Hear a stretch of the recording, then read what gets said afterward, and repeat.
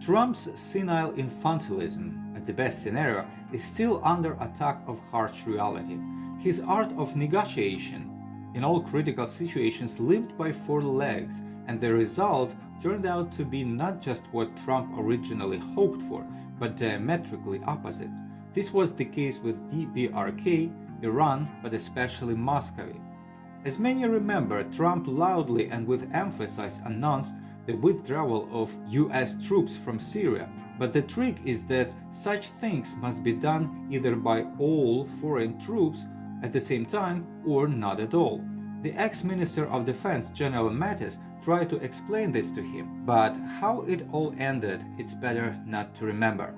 Instead, let us remember that foreign troops entered Syria to fight the Islamic State, but everyone reported on the destruction of ISIS several times, and the Americans even successfully eliminated several leading militants of this movement.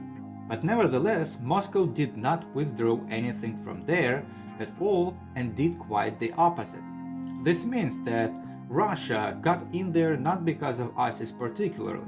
That was just an excuse, since that ISIS could be defeated by Moscow making a simple phone call and having stopped supporting it. Moscow is holding the tension there for some unknown reason. After all, initially it started a fight there so that Qatar would not lay a gas pipe to Turkey. But now the situation has changed. Not only is Azerbaijan gas supplied to Turkey, Turkey is starting its own production on the shelf, and in addition, now liquefied natural gas has become a much more popular commodity, as Gazprom is feverishly trying to enter this market. If it was unprofitable, Putin would not even lift a finger in this direction.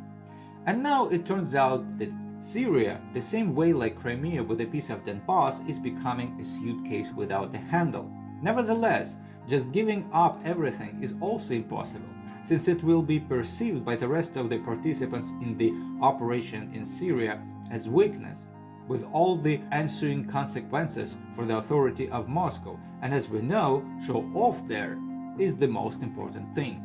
That is why they challenged the Turks, then the Americans, so that in the result to not look like Yeltsin looked in Yugoslavia. Meanwhile, everything goes exactly in such development of the situation. But the latest incident with the Americans, as a result of which 4 US military personnel were injured, began to change the situation, and not in a way was expected in Moscow.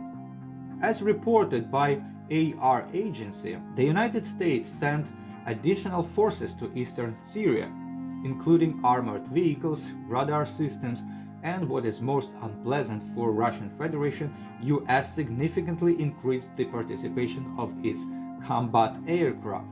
As a matter of fact, the weakness of the American ground troops in Syria was due to not only and not so much due to the small number, but also to the weak air support. And now the situation began to change.